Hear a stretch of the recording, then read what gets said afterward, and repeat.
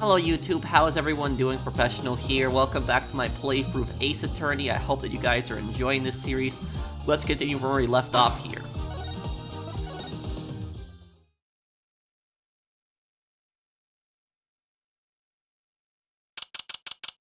April 19, 11:21 a.m. District Court, Defendant, Lobby Number 2. Very impressive, Mr. Wright. I have to say, I expected nothing less. So, I do love how this case has, like, the old-style Ace Attorney music. That's a lot of nostalgia. You can tell that the developers put a lot of love into this game when they were making it. But anyways, about Zach Gremory, is his face looks a lot like Shady Smith. That's what I'll say about him. Like, doesn't he look a lot like Shady? The guy that died in the first case. We've only just begun. I was hoping you could tell me a bit more about what happened, actually. I did not think you would believe me if I told you. The thing is, though, is this is the one thing that's that's really unrealistic about Ace Attorney, is that the defendant oftentimes has plenty of time to talk to their lawyer and explain to them what happened. The fact that a lawyer would go in defending the defendant and they wouldn't even know what happened according to the defendant, that's very unrealistic. Better that you discover the truth for yourself. I was thinking of you, you know. I think we need less thinking and more talking. That night in the hospital, what really happened? The way your eyes gleam, Mr. Wright. You'll scare Trucy. Speaking of which, where is she? You have seen the problem yourself, the letter. The one shot in the forehead. One, right? Yes, and the reason he speaks of. I could not deny a mentor's wishes, even if it meant my own death. Why not? This is something I will not say for now, at least. What's this for now business? I have done many things in my life, some well, some poorly. But this is a cross we must bear alone to our graves. We? You wanted to know about the night of the incident? Finally, this guy sure likes to take his time getting to the important stuff. Of course, I had no intention of shooting my mentor. I snuck into his room that night at the appointed time.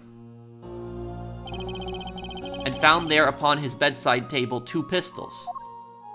2 pistols. 2. Yes, the one I had used on stage, and the one that had been used by my partner, Valant. Oh, for the Zack and Valant's, quick draw thing. My mentor had the look of one sleeping. I stood by his bedside, hearing only the light sound of his breathing. Then I took the pistol into my hand. I cannot deny that my resolve faltered then for a moment. You faltered? You mean you thought about shooting him?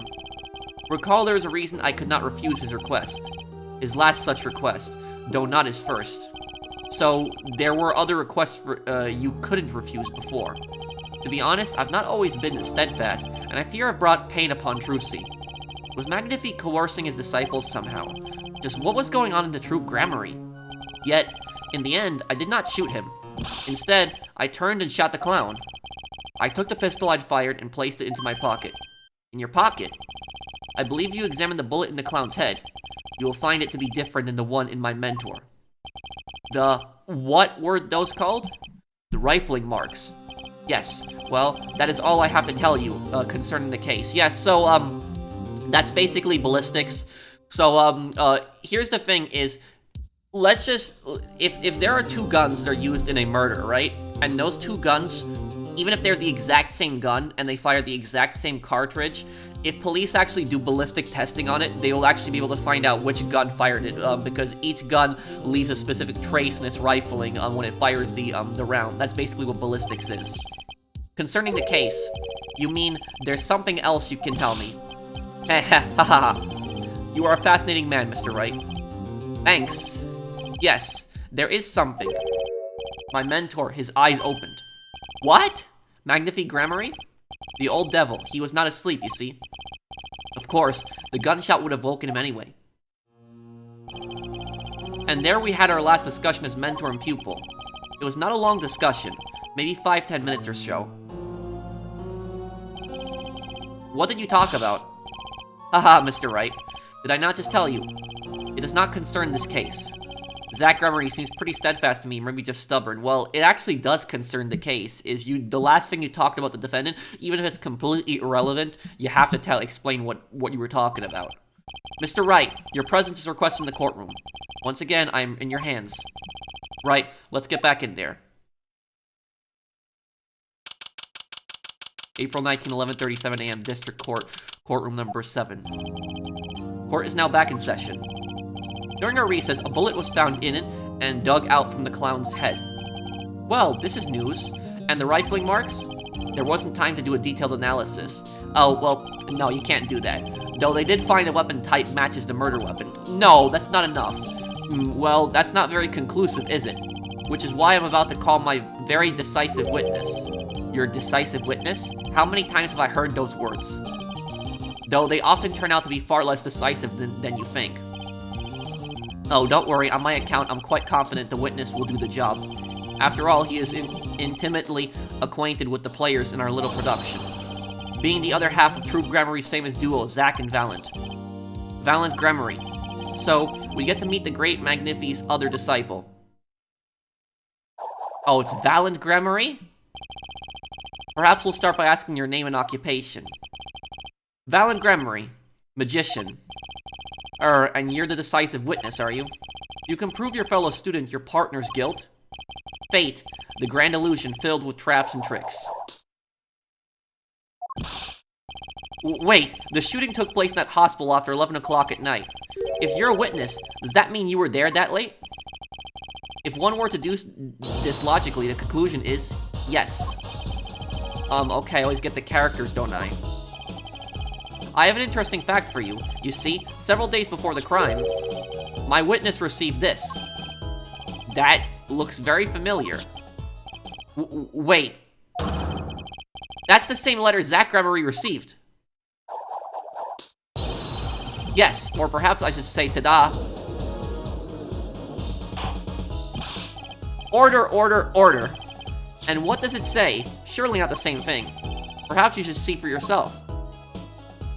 My beloved student Valant, to you I entrust the task of lowering my life's curtain. Come on the 13th, 11:20 p.m. I'll ready a gun with which you will shoot one shot square in the forehead. You cannot refuse, and we both know the reason why. Magnifi Gramarye. Wait a second.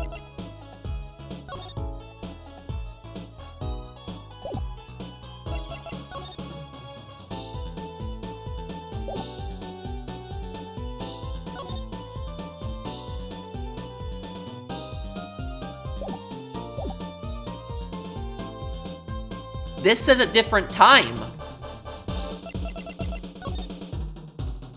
This one says 11:05. This one says 11:20. What the hell? And they're both asking to shoot him in the forehead? The court accepts this into evidence. But there's a massive contradiction in these letters. This is most unusual. Exactly what was going on with you folks? What exactly was your true Gramarye up to? By which you mean, I'm just having trouble envisioning a man who would ask his students to kill him. Now, the thing is, though, is this guy a credible witness? No, I don't think so. Because, if anything, this guy is a suspect right now. You know, this is Valant Gramarye 7 years earlier, so he's probably not going to be found guilty here. But this doesn't make much sense, because if the defendant received a letter saying to kill Magnifi, and he's being accused of the murder, and this guy carries the same type of pistol, and has a letter to kill Gramarye, then he's really just as much a suspect as the defendant is. The same evidence that's used against the defendant is pretty much used against him. Both of them no less. It's just my opinion, Her Judge. But from these letters, I'd say he was coercing them, not asking them. We walked the magician's path together, and in doing so, shared much of our lives. When people are so close, there is strain, a warping of relations, you might say. Yet this has nothing to do with the case at hand. By which you mean you're not going to tell us. Which makes me wonder even more about the reason they couldn't refuse. What is the reason they couldn't refuse? Well, let's get on with the testimony for starters. The defendant, Zack Gramarye, stands accused. Tell us why. Oh, I'll do more than that. For where he walks, the red roses rise singing hymns to the miracle that is magic. Here's the thing is, why does Trucy love Valant so much? Like, she calls him her uncle. If he's testifying against her father, why does he respect him so much 7 years later? That's what I don't understand. Fascinating. Though I hardly need to remind you that the evidence could just as clearly point to you as a suspect. There we go. Wow. It's, Lily, Phoenix said exactly what was on my mind. Wow, that's ridiculous. That's crazy. He literally said exactly what I was thinking, that he's just as much a suspect as a defendant. The letter, the murder weapon, and now the 2 bullets found at the scene. In fact, the only difference seems to be the designated time. Ha. As every magician knows, timing is everything. Yes. And now it's time to get this party fired up. Okay, let's see what he has to say. This better be good. The night of the crime. That night, I visited the hospital room with the time Magnifi requested. The smell of gunpowder hung in the room, and my mentor had taken his final bow. I did not imagine my fellow students might have received the same instructions. Yet a deal with the dead is still a deal. Death's sweet kiss I gave to the clown. Then I informed the doctor and the police. I gave to the clown means he shot the clown? So you were the one who reported the crime. Indeed, I would think. This fact alone would clear my name of suspicion. Let's not jump to any conclusions. No. Just because you report the crime, that does not clear you of suspicion. A lot of criminals actually think this way. They think, oh, if I, call in the crime, then I'm not going to be a suspect. No, actually, criminals are oftentimes the people that actually call in the crime. That's why 911 calls are recorded. 911 calls are recorded to see if there's any background, any background noise is relevant. But also, it's to assess the state of mind of the caller. How is the caller acting? Because if somebody is calling and they found their husband or their wife dead, and they're calling in a calm manner saying, oh, I just found my wife dead, that's not 100% proof really. But the fact that you found your spouse dead and you have very little to no emotion, especially when you're making the call, that's very suspicious. Yes, the cross-examination generally comes before the conclusions in the court. But if your testimony proves to be true, then the defendant, Zach Gremery, is guilty. And if it wasn't Zach Gremery, then the killer was you, Valant. And no disappearing act will get you out of that.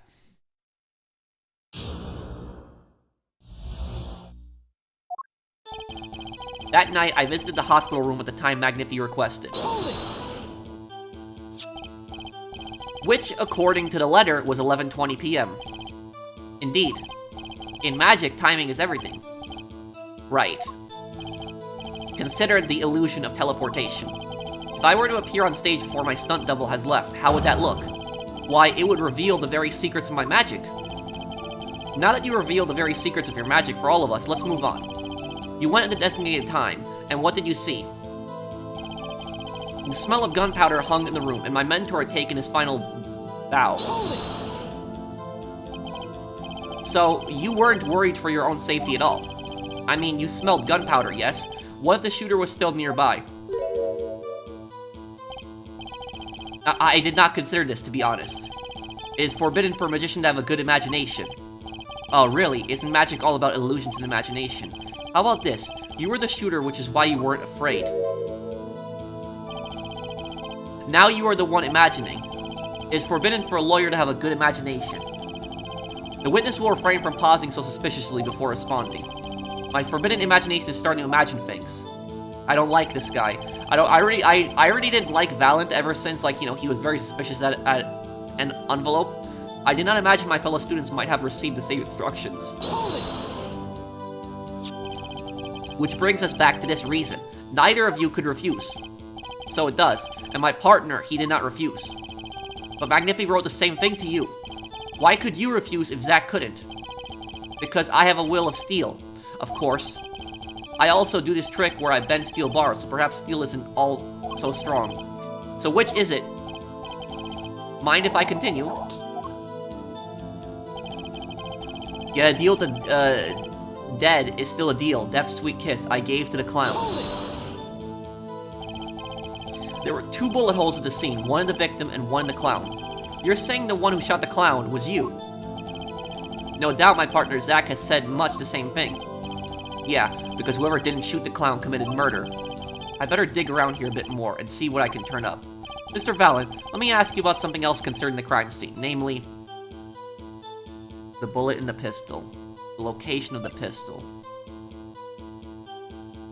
the number of pistols.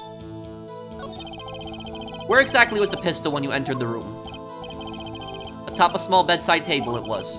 As if to say, here I am, take me into your hand, pull my trigger, shoot him. The victim clearly wanted to be shot. But why?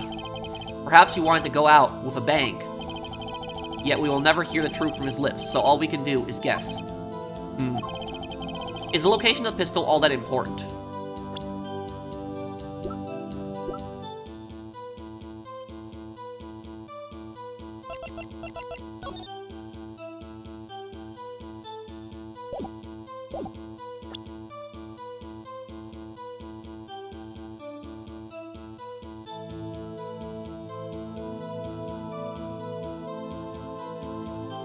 Small bedside table where it was. Is the pistol important?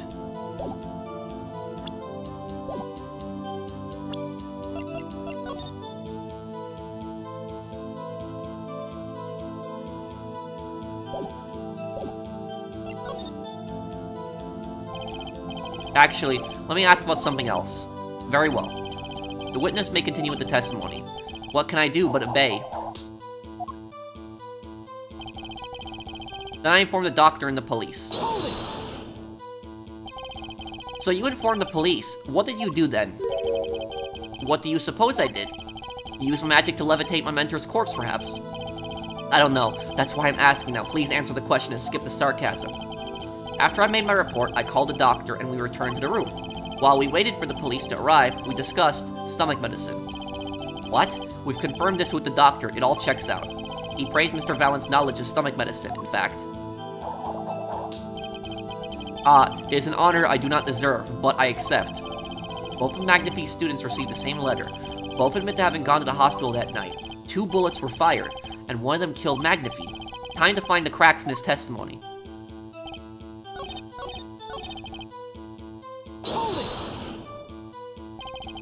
There were 2 bullet holes at the scene.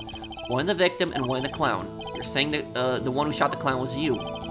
No doubt my partner Zach has said this, much the same thing. Yeah, because whoever didn't shoot the clown committed murder. I better dig around here and see what I turn up. Mr. Valant, let me ask you, something else concerning the crime scene, mainly...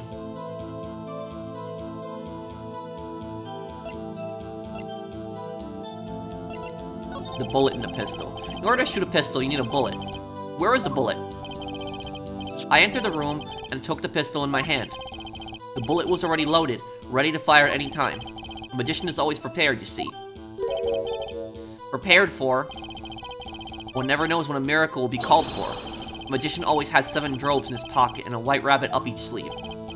Clearly, we're dealing with professionals here. No, I'm the professional. Is this bullet that was loaded in the pistol really so important? It is quite important, really, because ballistic testing.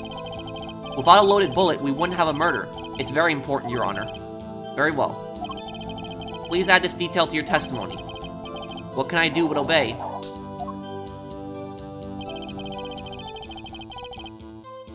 Pistol was already loaded. I had to pull the trigger. If the pistol was already loaded, something doesn't make sense. Why weren't the victim's fingerprints on it? You should know that we of the Troop Gramarye are capable of many things, one of these being the levitation of iron balls without touching them. There's no magic involved here. The shooter was just methodical, is all. He simply wiped everything off fingerprints. Can't really do much with the fingerprints that weren't there. Maybe I should ask about something else. The number of pistols. How many pistols were there when you entered the room? By which you mean what, precisely? 2 pistols were used in the Zack and Valant quick draw shoot 'em, correct? 1 for each of you. You are well informed, yet only one of my old friends sat in the hospital room that night.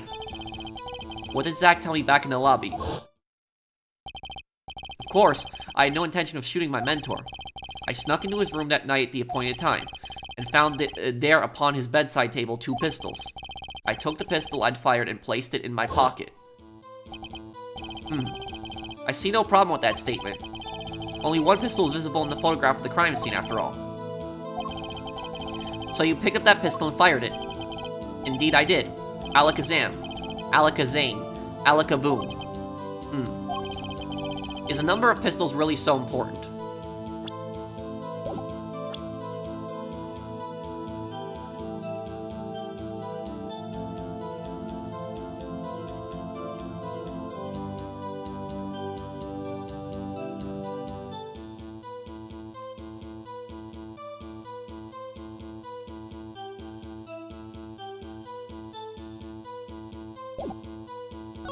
Quite important.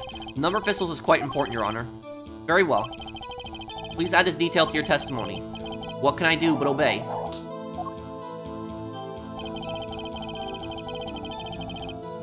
Only 1 pistol was in the hospital room that night. With it, I shot the clown.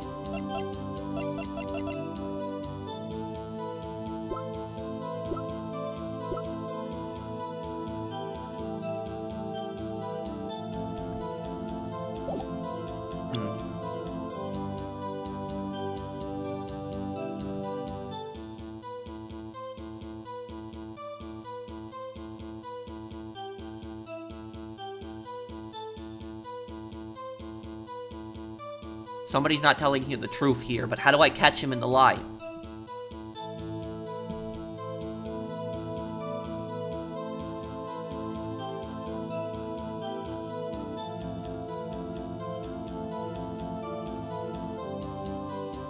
Two pistols.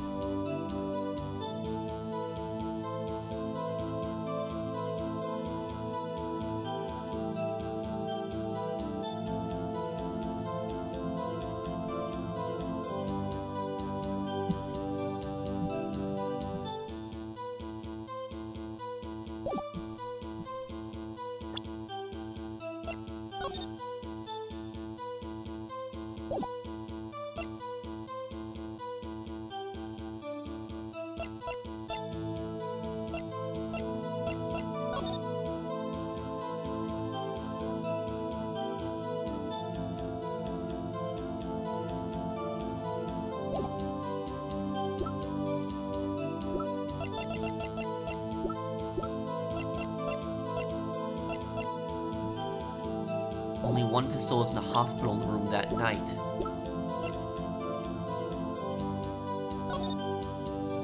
With it, I shot the clown.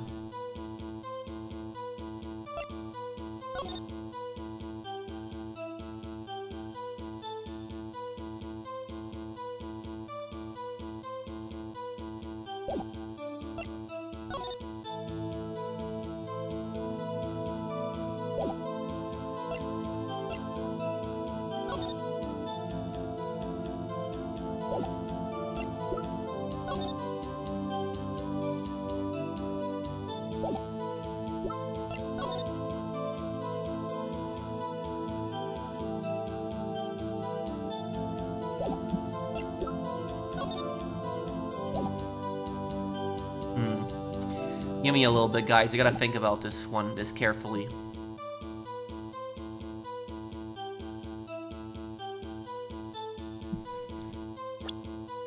Only one pistol was in the room.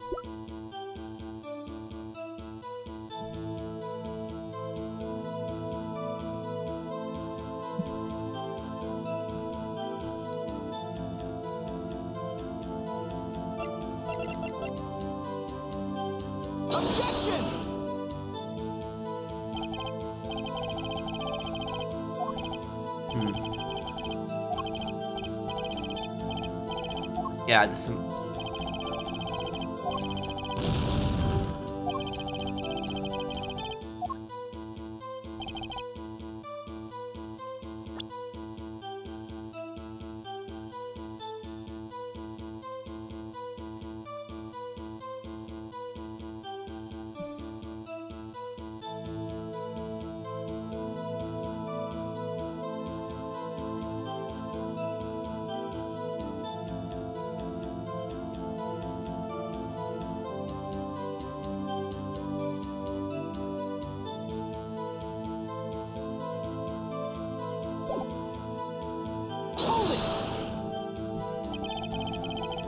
So you took the only pistol there and fired it.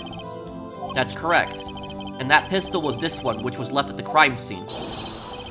Good show, I see you too. You are a magician of sorts. And you're an idiot of sorts.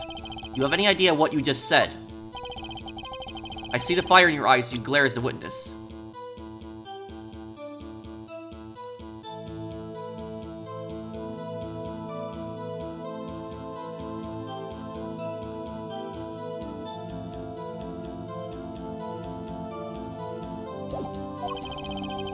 How about heating up this trial a bit? These slow ballads bore me. I've got a hunch, maybe that's all it is. Maybe I should ask about something else.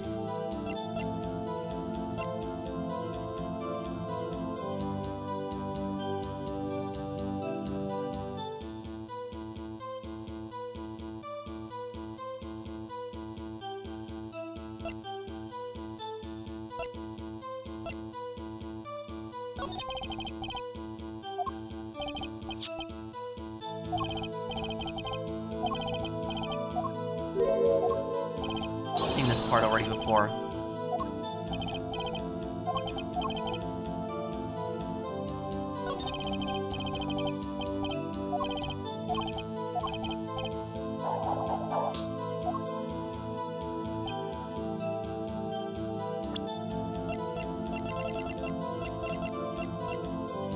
Wait a second.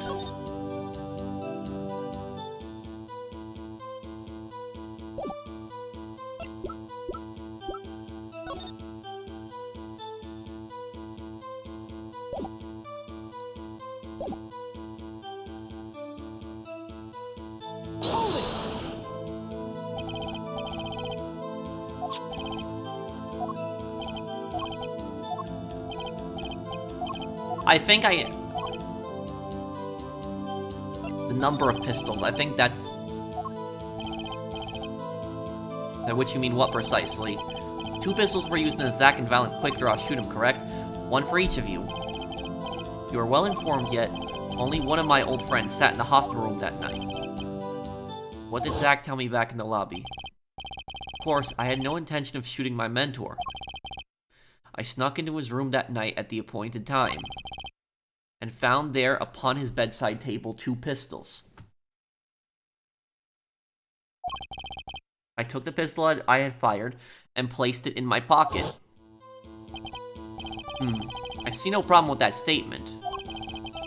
Only 1 pistol is visible in the photograph of the crime scene after all. So you picked up that pistol and fired it.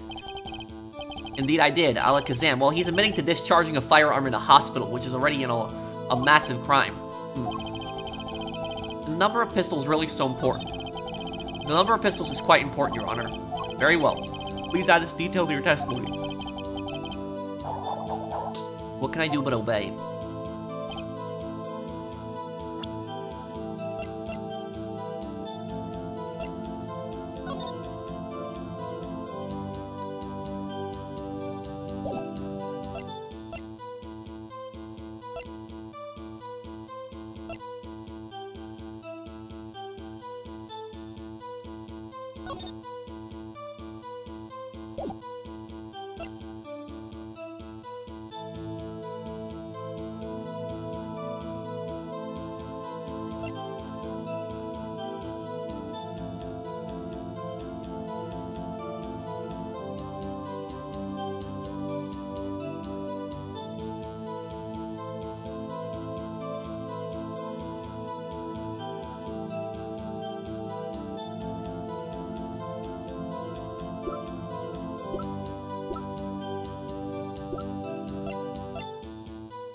Objection!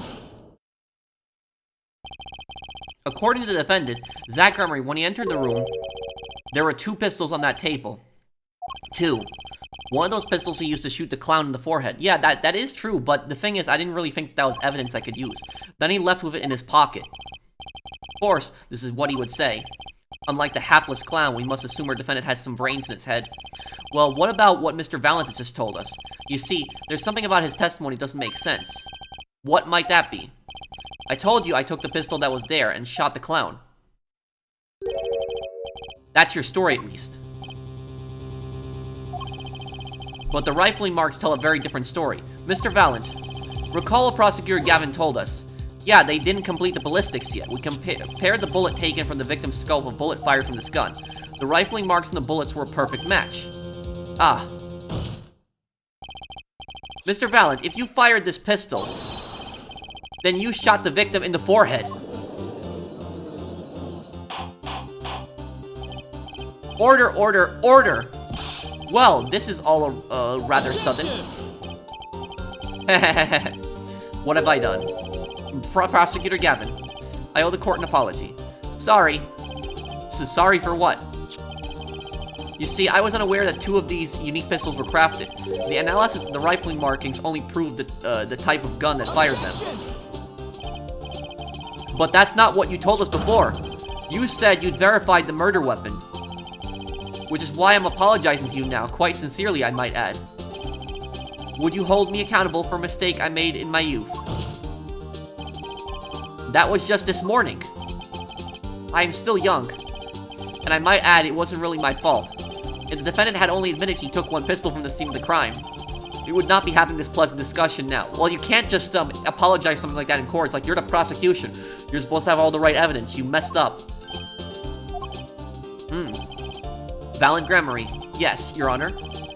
You were presented to this court as a decisive witness, but you've proven to be more divisive than decisive. Good work, Judge. Objection! You'll see, in time. Testimony so far has merely been a review of the facts. The proof comes next. Care to elaborate, Prosecutor Gavin? Oh, I want to hear this. This better be good proof. When Mr. Valant entered the hospital room, the victim had already been shot.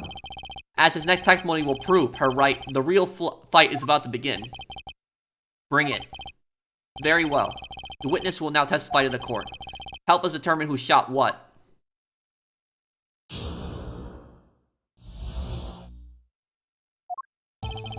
I arrived in the hospital room at the appointed time, which is to say 11:20 p.m. After discovering the body, I fulfilled my obligation, then called in the doctor. The doctor examined the body before the police arrived.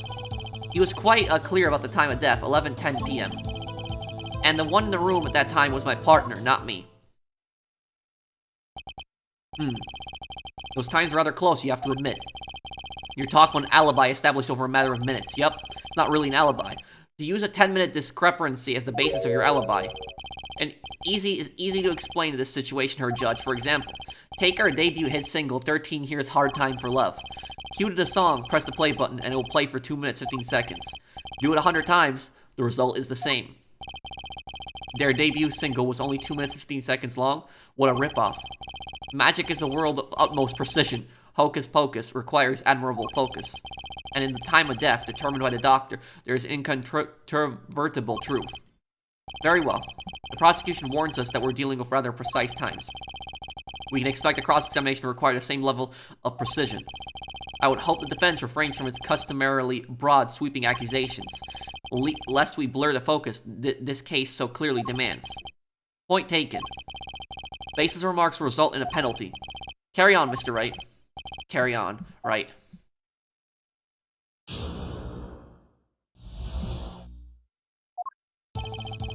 I arrived in the hospital room at the appointed time, which is to say 11:20 p.m.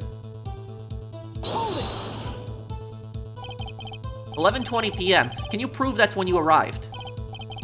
Alas, such a feat may be beyond even the great Valant, for there was one in that room but Magnifi, and he was departed after a fashion. I have here defendant Zach Gramery's sworn deposition.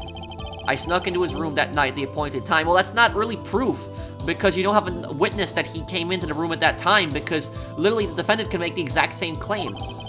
It was 10 minutes before I left the room, and the victim was still alive. The time indicated by this letter to Zach was 11:05 p.m. Exactly. Which means the witness could not have entered that room before 11:15. Because his partner was still in the middle of his crime. See, someone did their arithmetic homework. You see, the defendant himself has corroborated the witness's testimony. Does that all make sense?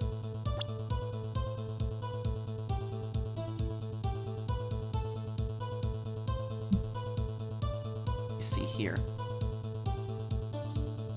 Alas, such a feat, maybe beyond, for there was no one in that room but Magnifi, and he was departed after a fashion. I have here defendant Zach Gramery's sworn deposition. He snuck into his room that night at the appointed time. It was 10 minutes before I left the room, and the victim was still alive. Time indicated by this letter to Zach was 11:05 p.m. exactly, which means the witness could not have entered the room before 11:15. Because his partner was still in the middle of his crime.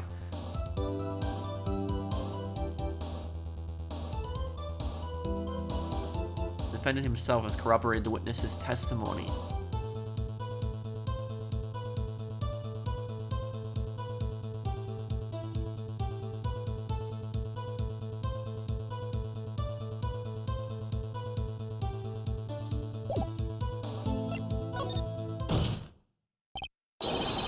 The only problem I see here is the glaring contradiction in that testimony. Was that a question? I guess it was. You have been warned, her right. Basis of remarks will be penalized. Well put, Prosecutor Gavin. Oh, Mr. Wright, here's my answer to your question. Ugh, that's harsh, Judge. Okay. After discovering the body, I fulfilled my obligation, then called in the doctor. You walk in on a murder, and the first thing you do is shoot the clown? The disciple does what the disciple must. My mentor's request, without reason, had caused for me a surfeit of sorrow. For what would I, Valant, be now without him? May the soul of Magnifi the Great find greater peace above. Then I muttered to myself as I pulled that lonely trigger. In any case, I believe this is nothing more than what we have already learned. I'm still waiting for one of those right moments, her attorney. May I remind you that baseless remarks will earn penalties. Proceed with that in mind. Yes, Your Honor. What a pain this is turning out to be. The doctor examined the body before the police arrived. Did the doctor say anything concerning the cause of death? Why, yes, I believe he screamed, "My God, he's been shot in the head." It doesn't take a doctor to notice that. Probably, would have screamed, I probably would have screamed the same thing. And I would have penned the requiem that arose in my soul at that horrid sight. Whatever happened to good old-fashioned investigation? In any case, I believe this is nothing more than what we have already learned. I'm still waiting for one of those right moments, her attorney. May I remind you that baseless remarks will earn penalties. Proceed with that in mind. Yes, Your Honor. What a pain this is turning out to be. He was quite clear about the time of death, 11:10 p.m. No? I don't think I'm stepping out on a limb to say I have some doubts about this. How could the doctor be so precise with the time? We do usually only get an estimated time of death, true. I'm not sure I've heard of a verified time of death. Magic revels in making the complex appear simple, but reality is the opposite. What appears complex in this case is a simple matter of subtraction. I see another person has done their arithmetic homework. The point here is the IV the victim was taking. It's quite visible in the photograph of the scene. Recall what we heard earlier about the victim, Magnifi Gremory's schedule. Every night at 11, Magnifi took an IV drip for 30 minutes. I can see the IV bag right there, yes. Now look a little closer. Follow the tube from the bag to the end. Ah! The needle's been removed. Oh, it has, yup. Doubtlessly, it fell out when he was shot. That would seem to be the case. When the needle comes out, the IV no longer drips. You could just measure the remaining IV liquid. Precisely. The IV liquid functions for our purposes as an hourglass of sorts. This is how the doctor determined the time of death. From the amount of remaining in the bag, it was determined that the IV had stopped 10 minutes after administration began. Approximately 10 minutes had passed since the IV began. And so it was, when I, Valant, entered that room. 10 minutes had passed since that horrible crime was committed. And this is proof. Well, Mr. Wright. That seemed important. Very important. Well, seeing how it is the biggest clue we have to the time of death, I'd say it's very important. Agreed. It will be hard to imagine a more precise way to determine the time. Behold the power of arithmetic. Very well. The witness will add this detail to his testimony. Sometimes the most magical thing of all is the truth.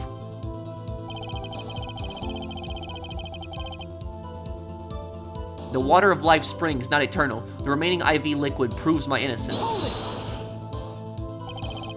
Did you notice the IV yourself by any chance? When I first entered that room, the stench of gunpowder assailed me. Next, the mark of death upon my mentor's forehead. And then his left arm did I spy arose, drooping and wilted. Its torn, discarded IV needle. Knocked from the vein by the force of the shot, luckily for you.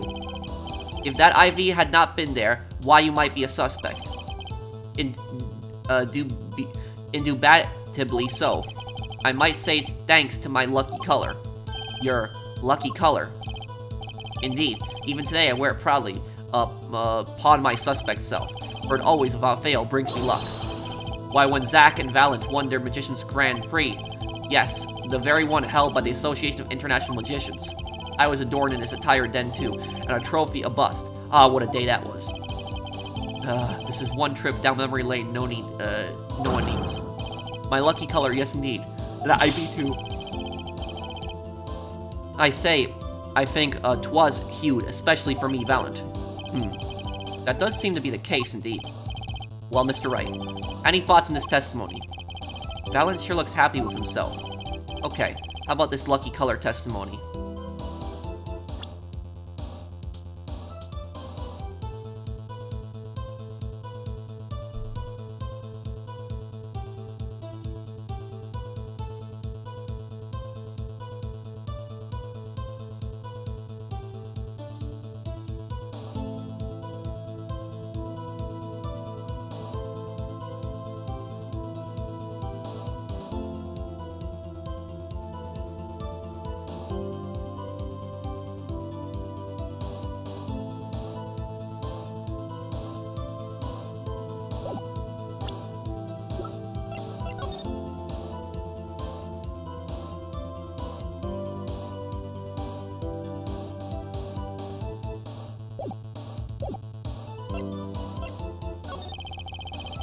I don't see any problem with that testimony.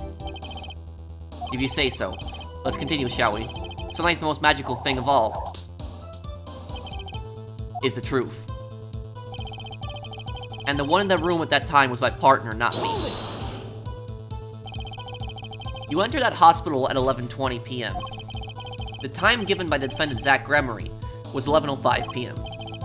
You didn't run into him at the hospital that night. This is why I never perform with amateurs, you see? Huh? Picture, if you will, the nighttime hospital. Outside, only the pale light of the moon. If two dressed as we were to meet in such circumstances, I dare say that would ruin the mood completely. The mood isn't in question here. I believe the witness is saying they didn't meet, yeah? For what is magic if not the study of beauty? Us meeting was not only out of the question, it was an impossibility. For what is magic if not the study of how to make absolutely no sense at all? That said, was there a contradiction in there?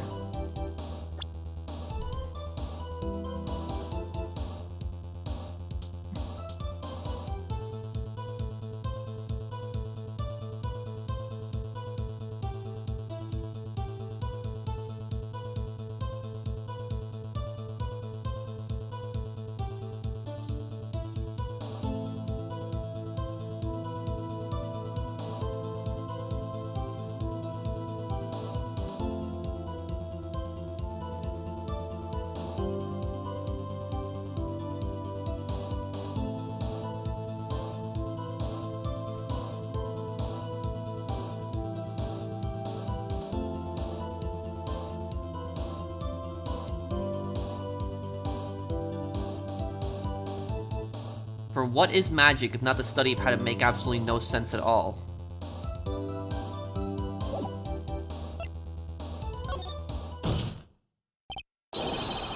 The only problem I see here is the glaring contradiction in that testimony.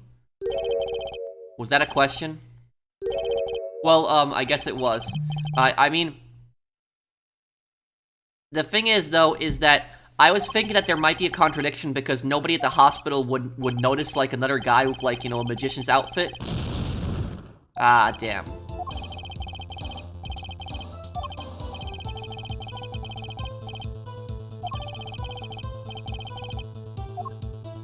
The time of death.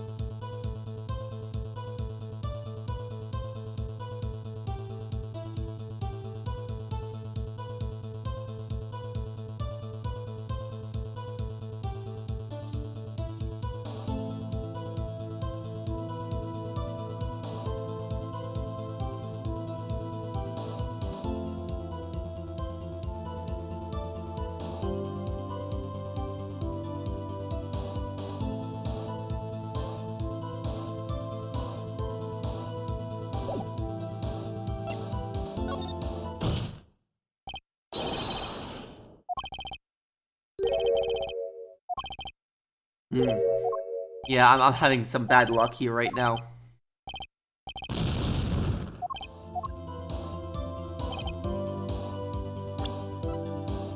Gonna save here. Yeah, I'm sorry for me messing up. This guy's hard to break. There's a...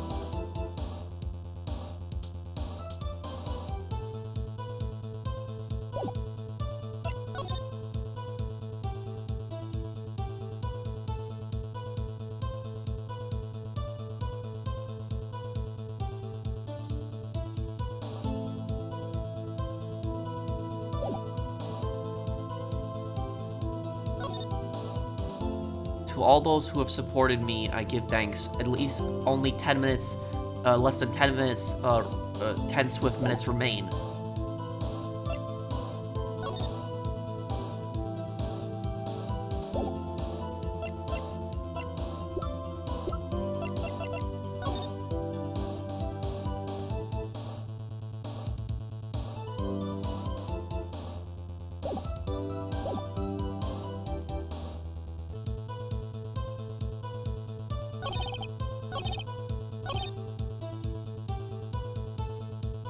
The water of life springs not eternal. The remaining IV liquid proves my innocence. Did you notice the IV yourself by any chance?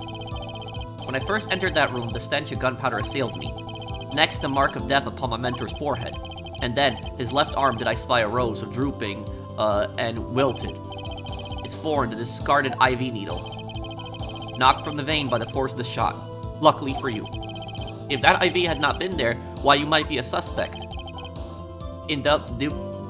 Indubitably so. I might say it's thanks to my lucky color. Your lucky color. Indeed, even today I wear it proudly upon my suspect self. For it always without fail brings me luck. Why, when Zack and Valant won their first Magicians Grand Prix, yes, that very one held by the Association of International Magicians, I was adorned in this attire then too, and our trophy a bust, and what a day it was. Grown, this is one trip down memory lane no one needs. My lucky color, yes indeed, and that IV too. I think 'twas a hued, especially for me, Valant. That does seem to be the case indeed. Well, Mr. Wright, any thoughts on this testimony? Valant sure looks happy with himself. Okay, how about this lucky color testimony? There's a contradiction. It certainly sounds like your lucky colors brought you plenty of luck. But not this time. Mr. Valant, your lucky colors betrayed you. I'm afraid you've lost me. Your Honor, the witness's testimony just now clearly contradicts the evidence. What? Please recall my warning at the beginning of this cross-examination, Mr. Wright. Baseless accusations will be duly penalized. I do hope this latest accusation is well-based. Don't worry, I've got all your bases right here. Very well, let's hear the defense's claim. Where is your evidence that contradicts what Mr. Valant has told us? So, basically, guys, the answer to this is actually in this picture here, and, the reason I actually wasn't able to see it, and I struggled with this so much, is because of my own camera, because I played directly through OBS. So, this is actually the answer right here. You see this, the IV. Look at what color the IV is. The IV is actually green. Now, if you actually look at what he says here,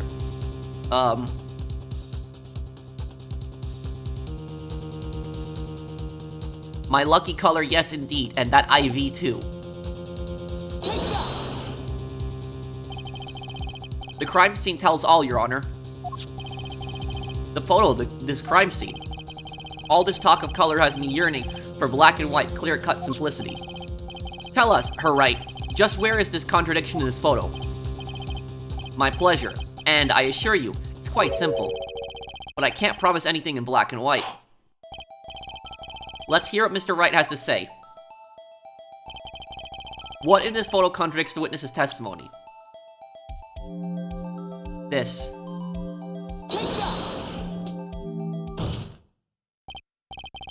Valant Grammary, let's get one thing straight about your lucky color. It's yellow, yes? Kind of takes the mystery out of it, but yes. Something wrong with yellow, Mr. Wright? Yes, there is. Decisively wrong, in fact. Take another look at the photo of the crime scene. What's this? Confusion, doubt? Tell us, what do your elderly eyes spy? Even my elderly eyes can see a problem here, Mr. Valant. Look at that IV bag. Ag. What is this? What? Foul magic. How ironic. It would be hard to call the IV liquid yellow. And I'm afraid no magic was involved in the taking of this photograph. So, basically, the IV was swapped then? So literally... no!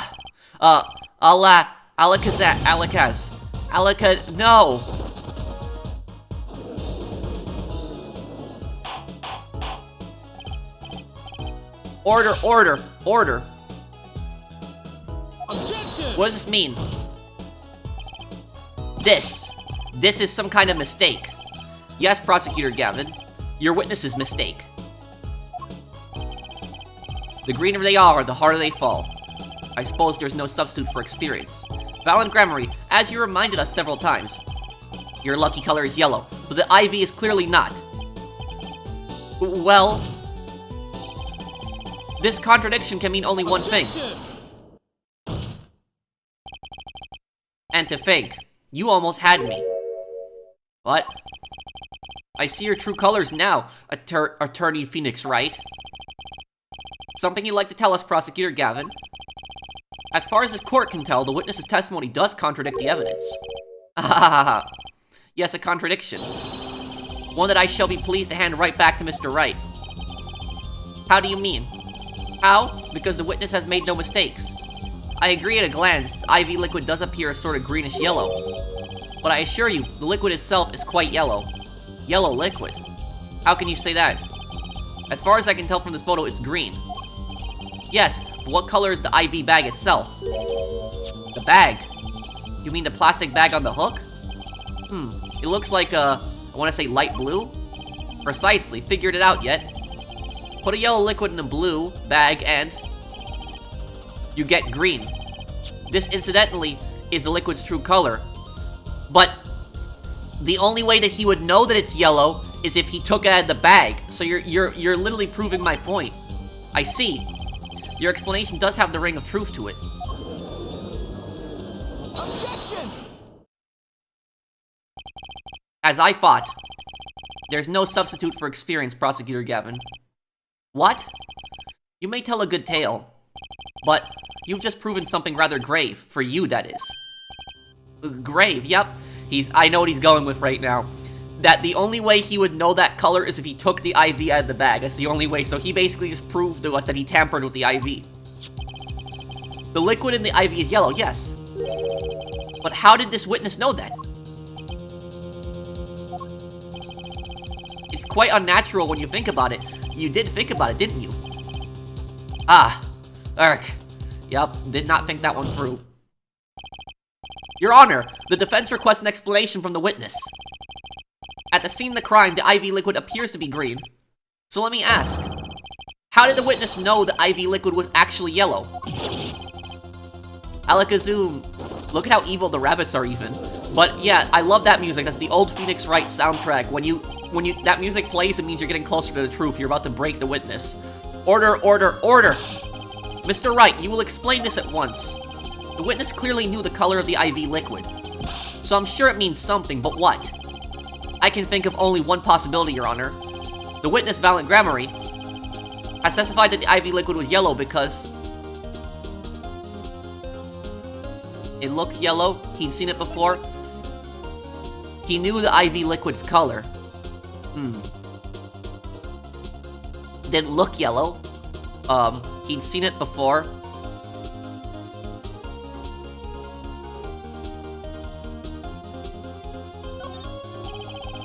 From the facts before us, the answer is clear.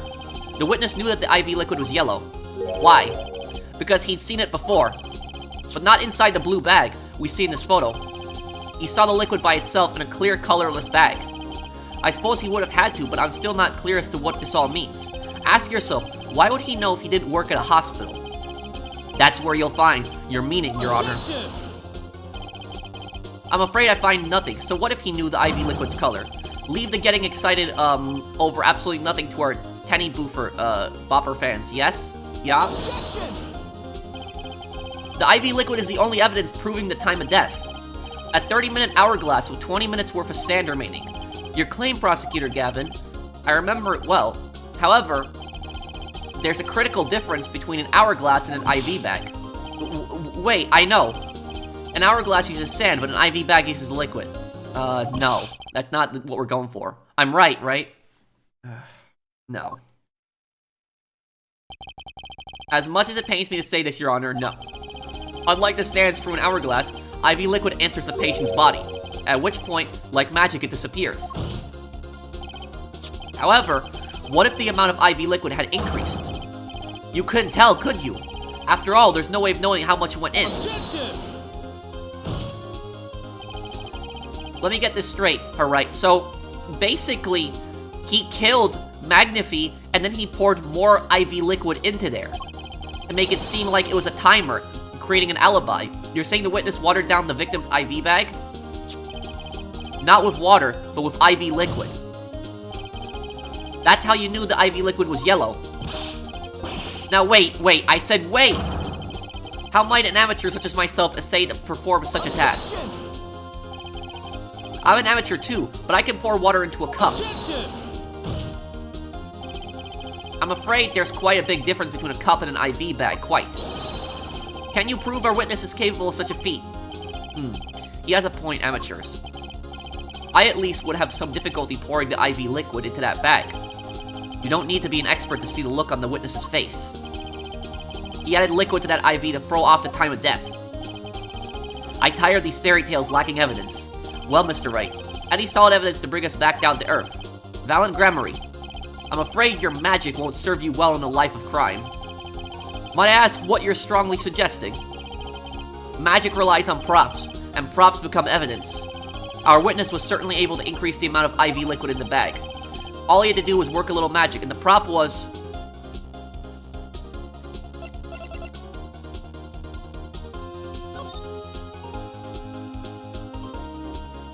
the syringe? Is that how he put more IV liquid in there? It has to be the syringe. I can't think of anything else.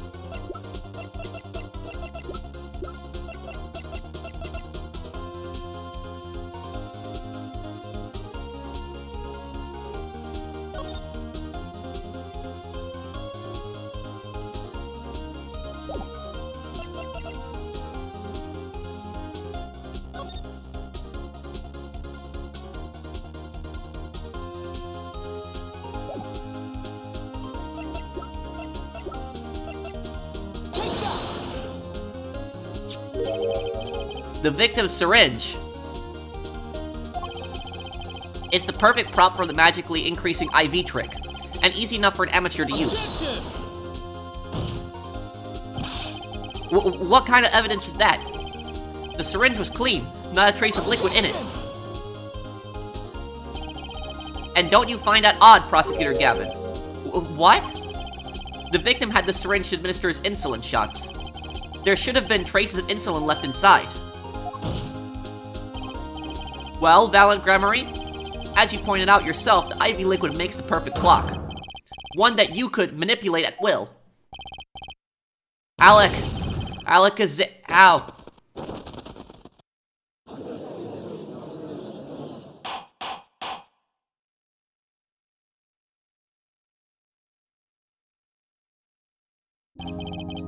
I do believe, well, with this being his first, that the burden of this trial has been a bit too much to bear for Prosecutor Gavin.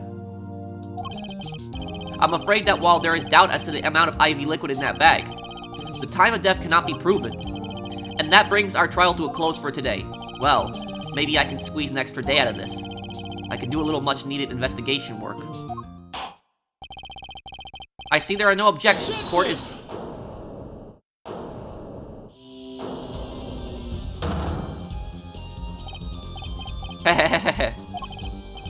Truly, there's no substitute for experience. Nothing blinds one to the truth so effectively. A word to the wise. Underestimate the young, and they'll sweep your feet out from under you. In a way you never ever expected. You see, I know exactly what you're thinking. What's he talking about? You say the witness used the syringe to manipulate the level of the IV liquid, but there is no proof. There's no proof he didn't do it either. Yes, quite true. Huh? He's admitting it? Nor was this witness quite as decisive as I'd hoped. This, I admit, after all, why linger in the past when the future holds so much?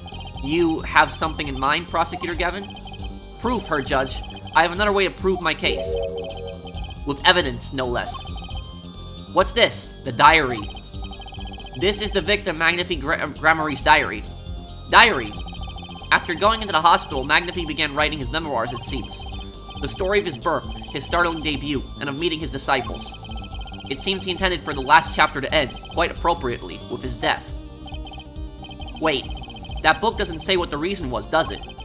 The reason why his disciples couldn't refuse his last request. Sadly, it does not. What's important here is on the last page. Apparently, the victim wrote in his journal that night, even after the IV had begun at 11 p.m. Let's read it, shall we? Night's IV is in. Maybe the last. I'll leave the rest to them. The first should come soon. The journal may end here, or it may go on, but not long. It depends on his hand. And that is, left to mine. This does appear to have been written just before his death. But there's a page missing. The court accepts this into evidence. Memoir of sorts, written up just before he died. Read the very last part with particular care. All that is left to mine is to lay down this pen. This journal may end here, but it may go on, but not long. That depends on his hand. Of course, by his. He refers to our defendant, Zach Gremery. That would make sense, yes. He was the first scheduled visitor, after all. But look at what he said before that. This journal may end here, or it may go on. It may go on. Magnifi Gremery intended to write again. That is, if Zach Gremery didn't pull the trigger. I see the defense understands the meaning of this. The victim's diary does not go on. It ends. Because Magnifi's life was brought to an end by the defendant, Zach Gremery. Order, order, order! Prosecutor Gavin, are you certain that Magnifi Gremery wrote this? There is no mistaking his handwriting. Well, this does seem to be significant. According to this, Magnifi did intend to continue his diary, yet if his diary ended here, which plainly it did, then the one who pulled the trigger was the first visitor, Zach Gremery. Well, how do you like me now, right? Still too green for your taste,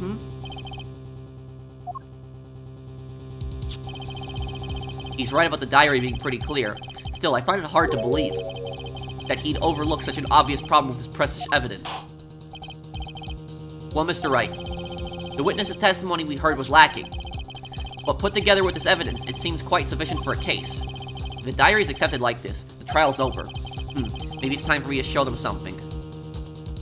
Show evidence. I'm left with no choice but to show my own evidence. What? You have some evidence that overturns his diary. It's not too late to rethink this and avoid more embarrassment. Very well. Please show us your evidence, Mr. Wright. Incidentally, don't ever think of showing us this diary I've just shown the court.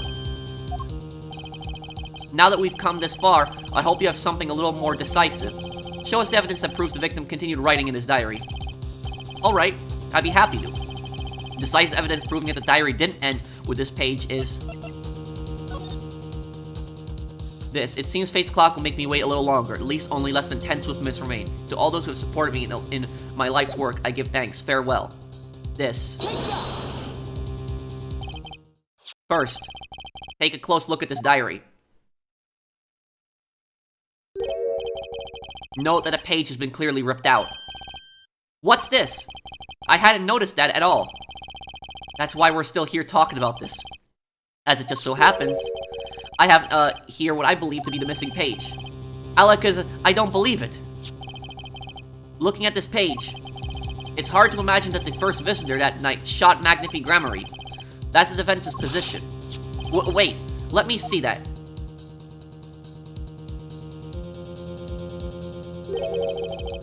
What in Sam Hill? Why, this is the continuation of the victim's diary.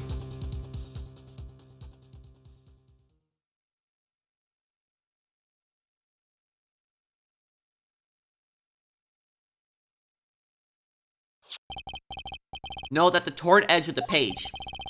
It's a perfect match with the torn remains of the last page of Magnifi's diary. Quite remarkable. Would you care to explain what all this means, our attorney? The diary continued after his first visitor came, which means that the victim was still alive after Zach Gremery left, leaving no one to take his life with the second visitor. Valant Gremery. No.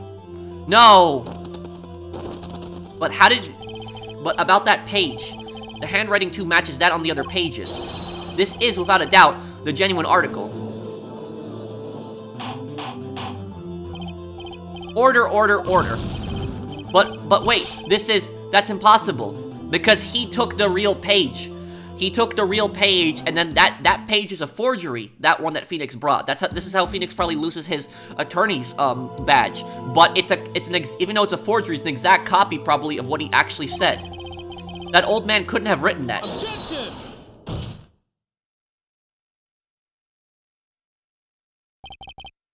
Finally, you just couldn't resist, could you, Wright? Resist what? Presenting solid evidence? Her judge. Yes, Prosecutor Gavin. Minor request we put the current cross-examination on hold. The prosecution would like to call a new witness. But Prosecutor Gavin, this evidence overturns the current witnesses. I ask only to put it on hold. Please, my new witness has a very, very important piece of testimony to give. 5 minutes, no more. I promise, Your Honor. Well, if you put it that way. Mr. Wright, what's your take on this? Well, Your Honor, judging from his enthusiasm, we'll have to hear this new testimony sooner or later anyway, so it might as well be sooner. Then, though this is highly, highly irregular, we will put the current cross-examination on hold. The witness may step down. Now, Prosecutor Gavin, please bring this surprise witness to the courtroom. I had a bad feeling just then. That ripped-out page was too obvious. He must have known. And I should have known it was a bad sign all around.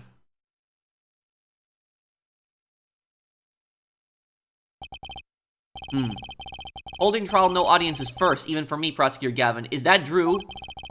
I beg the court's understanding. But I had to make a judiciary deal with the witness to secure his testimony. A judiciary deal? The details of his testimony may have some legal ramifications, shall we say. I thought it best to contain the information in this room. Very well. And you are the witness, I gather. Drew Misham. Ah. Yes. Yes, sir. State your name and occupation for the record. This is the murder victim in the case 7 years later. My name's Drew Misham. I'm a painter. Painter? And you are somehow related to this case? No, well, not per se. I have one simple question for this witness.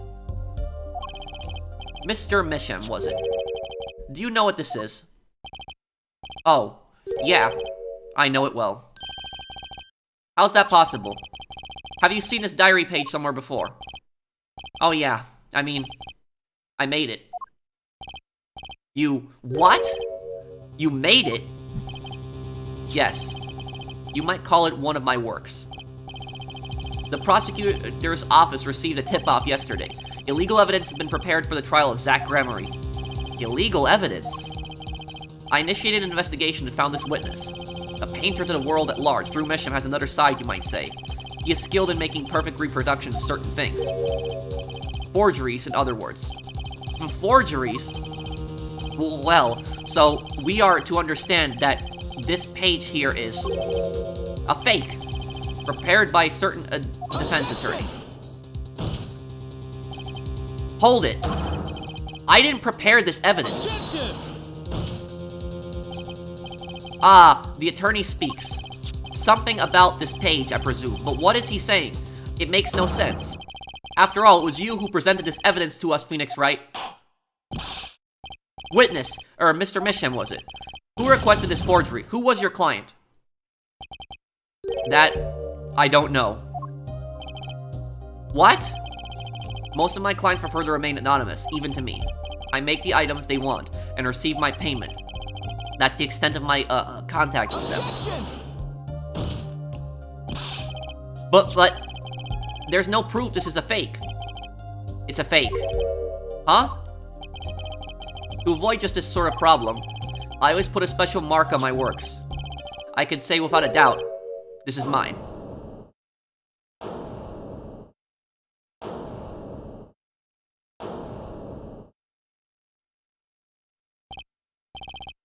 Mr. Wright, you have just presented illegal evidence to this court, my court.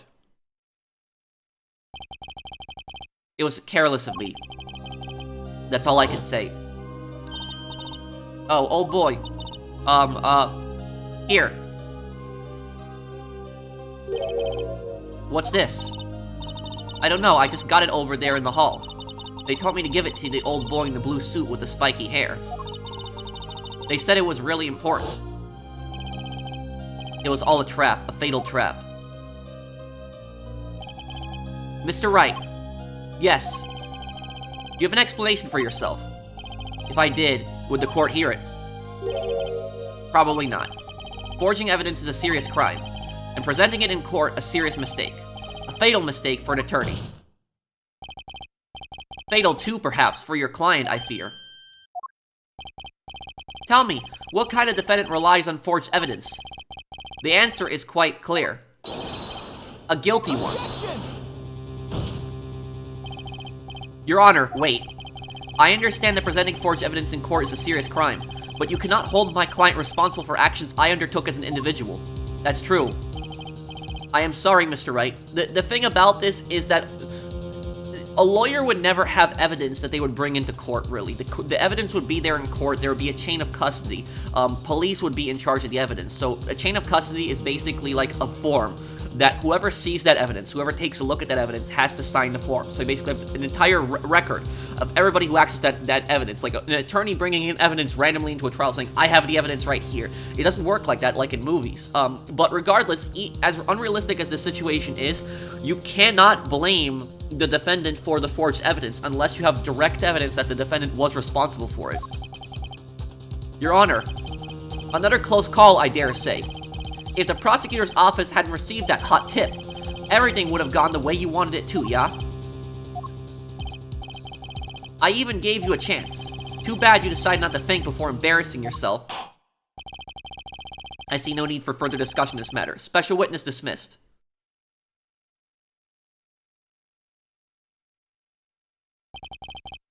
Mr. Attorney. Yes. Could I ask your name? Phoenix Wright. Mr. Wright. I have seen and studied many people, but none like you. I'll remember you, Mr. Wright.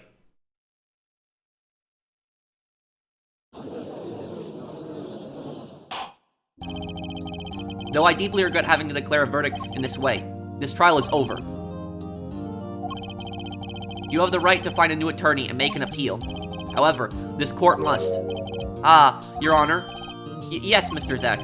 There is one thing I wish to make clear. Today, in this courtroom, you cannot declare me guilty. It is impossible. I'm afraid the defendant is quite mistaken. I most certainly have the authority to declare a verdict on you. Except, tell me, how do you plan on announcing your verdict? When your defendant does not exist. Doesn't exist? What are you talking about? I'm talking about this. What? Mr. Enigmar? The defendant's escape. Find him quick. Bailiff, close all exits from the building. On the double, he must not be allowed to escape. What?